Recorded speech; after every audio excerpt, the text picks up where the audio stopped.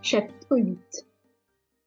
Dès le jour même, Clopinet fut installé au manoir de Plate-Côte, dans une petite chambre située tout en haut des combles. La première chose qu'il fit avant de regarder la chambre, qui était fort gentille, fut de mettre la tête à la fenêtre et de prendre connaissance du pays. Il était des plus beaux, car le château était bâti sur une haute colline, d'où l'on découvrait d'un côté la vallée d'Auge, le cours de la Dive et celui de l'Orne avec leurs bois et leurs prairies ondulées, de l'autre la mer et les côtes à une grande distance. Clopinet reconnut tout de suite les pointes dentelées de la grande falaise. Il les vit encore mieux en regardant dans une lunette d'approche, installée sur le belvédère du château, qui était encore plus haut perché que sa chambre. Il distingua avec ravissement les vaches noires, montrant leur dos au-dessus des vagues, et du côté de la campagne, la maison de ses parents, dont le chaume perçait à travers les pommiers aux feuilles jaunies. Il se sentit comme ivre de joie de demeurer ainsi dans les airs et de pouvoir ajouter à sa bonne vue le merveilleux pouvoir de cette lunette qui lui donnait une faculté de vision aussi puissante que celle des oiseaux. Il vit et reconnut toutes les anfractuosités, tous les hameaux et villages de la côte. Il retrouva Trouville et découvrit le cap derrière lequel Honfleur se cache. Une autre joie fut d'être installé dès le lendemain dans la pièce qui lui fut donnée pour laboratoire et où l'on avait déjà déposé les fioles, les matériaux et les outils que l'apothicaire avait envoyés et fournis pour son usage. De cette pièce, on entrait de plain-pied dans le musée de Monsieur le Baron, et Clopinet vit là, dans de grandes armoires garnies de vitres, une quantité d'oiseaux étrangers et indigènes, plus ou moins précieux, mais tous très intéressants pour qui voulait apprendre leurs noms et leur classement. Le baron étant venu le trouver là pour lui expliquer de quelle besogne il comptait le charger, Clopinet, qui avait la confiance que donne la simplicité du cœur, « Monsieur le Seigneur, votre provision d'oiseaux est mal rangée. En voilà un petit qu'on a mis avec les autres parce qu'il est petit. Mais ça ne va pas du tout. Il doit être à côté de ces gros-là, parce qu'il est de leur famille, je vous en réponds. Il a leur bec, leurs pattes, et il se nourrit comme eux, je le sais, je le reconnais. Ou si ce n'est pas absolument celui-là, c'en est un qui lui ressemble, et qui doit être son cousin ou son neveu. » Le baron fit babiller Clopinet, qui n'était pas du tout causeur, mais qui, sur le chapitre des oiseaux, avait toujours beaucoup à dire. Il admira son bon raisonnement et la sûreté de ses observations, celle non moins remarquable de sa mémoire, car en une matinée, il connut tous les noms que le baron voulut bien lui dire, et il les repassa sans faire aucune erreur. Mais tout à coup, voyant que le baron bâillait, prenait force prise de tabac et s'ennuyait de faire le professeur avec un ignorant, « Mon bon seigneur, lui dit-il, c'est encore trop tôt pour que j'entre à votre service. Vous n'aurez point de plaisir à m'instruire. Il faut que je sois en état de m'instruire tout seul, et pour cela il me faut savoir lire. Laissez-moi aller chez monsieur le curé, c'est son métier d'avoir de la patience. Quand je saurai, je reviendrai chez vous. » Non pas, dit monsieur le baron. Tu n'iras pas chez monsieur le curé. Mon valet de chambre est assez instruit, il t'instruira. Le valet de chambre lisait couramment. Il avait une bonne écriture et savait assez de français pour écrire une lettre passable sous la dictée de monsieur le baron, qui était savant et bel esprit, mais qui était de trop bonne maison pour connaître l'orthographe, ce n'était pas la mode en ce temps-là pour les gens du grand monde. Monsieur de la Fleur, c'était le nom du valet de chambre, fit donc le maître d'école avec le petit paysan, tout en rechignant un peu et en y mettant fort peu de patience. Il faut de la patience avec la plupart des enfants. Mais pour ceux qui ont comme Clopinet une grande ardeur au travail et qui craignent de voir l'occasion s'échapper, un professeur indolent ou irritable convient assez. Clopinet fit des efforts de grande volonté pour ne point lasser la médiocre volonté de monsieur Lafleur, et au bout d'un an, il sut lire, écrire et compter aussi bien que lui. Cela ne lui suffisait point. Les noms scientifiques des oiseaux sont latins et beaucoup des ouvrages qui traitent des sciences naturelles sont écrits en latin. Clopinet, dont le dimanche était libre, alla empailler des oiseaux chez le curé, à la condition que pendant son travail, celui-ci lui enseignerait le latin. En une autre année, il sut tout le latin vulgaire dont il avait besoin pour son état. Tout en s'instruisant ainsi, Il empaillait toutes les bêtes que lui envoyaient ou lui apportaient, tant du pays que de l'étranger, les fournisseurs et correspondants du baron. Il réparait ou renouvelait celles de la collection qui étaient mal préparées ou détériorées. Il procédait aussi à un meilleur rangement après des discussions, quelquefois très animées avec son patron, car celui-ci croyait en savoir bien long et n'admettait pas aisément qu'il puisse être trompé.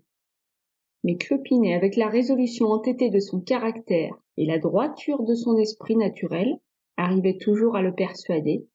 Alors le baron, qui n'était point sot, haussait les épaules et, feignant d'y mettre de la lassitude ou de la complaisance, disait « Fais donc comme tu voudras, pour si peu de choses. » Ce n'était pourtant pas peu de choses. Le curé, qui pour être moins riche en échantillons, ne laissait pas que d'être plus instruit et plus intelligent que le baron, tenait Clopinet en grande estime, et déclarait que si monsieur de Buffon venait à le connaître, il lui ferait faire son chemin.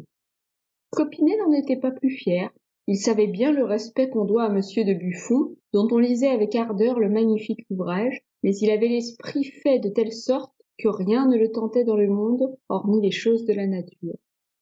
Il ne se souciait ni d'argent ni de renommée. Il continuait à ne rêver que voyages, découvertes et observations faites par lui-même et tout seul. Aussi pensait-il sans cesse à son ermitage de la Grande Falaise, et plus il faisait connaissance avec le bien-être de la vie de château, plus il regrettait son lit de rocher, ses fleurs sauvages, le chant des libres oiseaux et surtout l'amitié qu'il avait su leur inspirer. Le souvenir de cette intimité bizarre lui serrait parfois le cœur. Où sont à présent, se disait-il, tous ces pauvres petits compagnons de ma solitude? Où sont mes barges, qui contrefaisaient si bien le bêlement des chèvres et l'aboiement des chiens? Où est le grand butor solitaire qui mugissait comme un taureau? Où sont les jolis vanneaux espiègles qui me criaient aux oreilles en empruntant la voix du tailleur? 18? 18? Où sont les courlis dont les douces voix d'enfants m'appelaient dans les nuits sombres et me faisaient pousser des ailes enchantées, des ailes de courage? On voit que Clopinet ne croyait plus aux esprits de la nuit. Il n'en était pas plus content pour cela.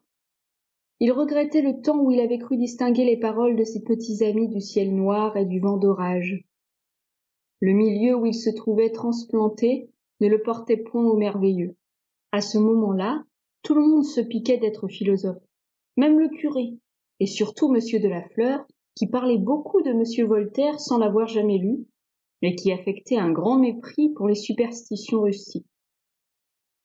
Quand Clopinet eut atteint au service du baron l'âge de 15 à 16 ans, il se trouva avoir épuisé, en fait d'ornithologie, toute l'instruction qu'il pouvait recevoir dans le château et dans le voisinage, et il fut pris du désir invincible d'aller demander à la nature les secrets qu'on ne trouve pas toujours dans les livres.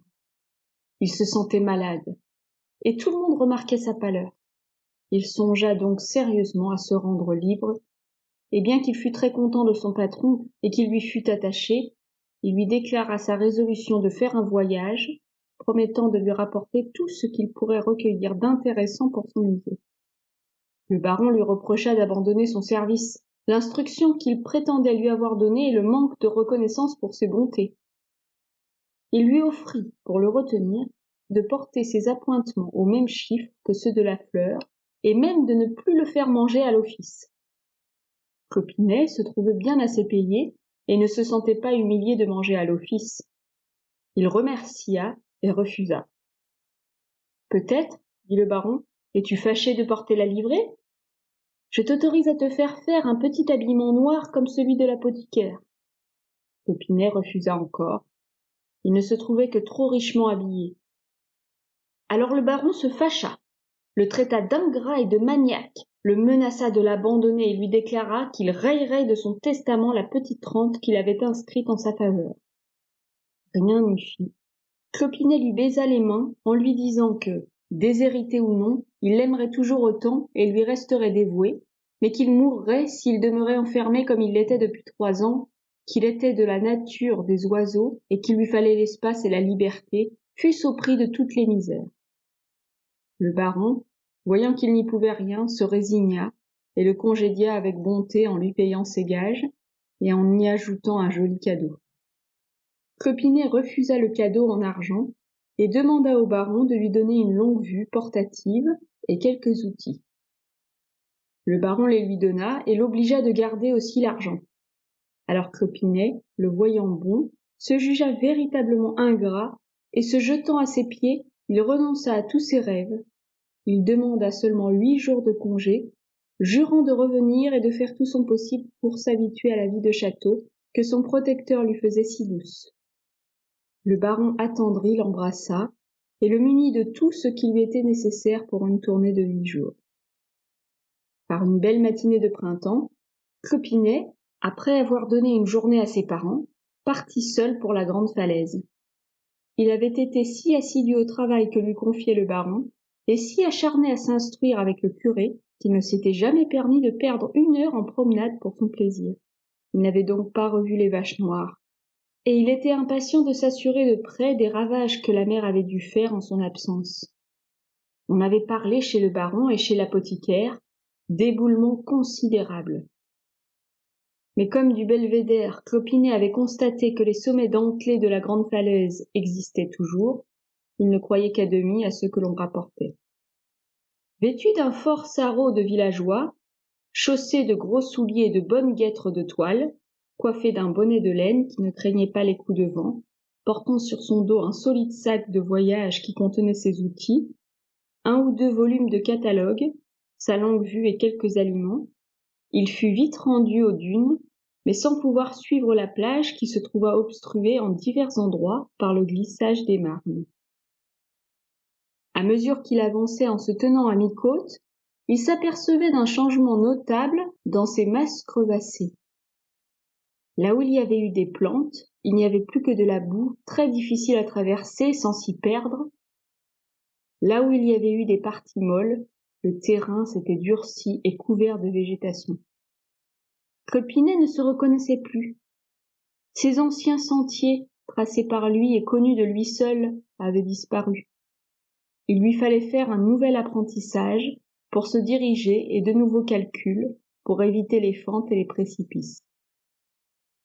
Enfin, il gagna la grande falaise, qui était bien toujours debout, mais dont les flancs dénudés et coupés à pic ne lui permettaient plus de monter à son ermitage.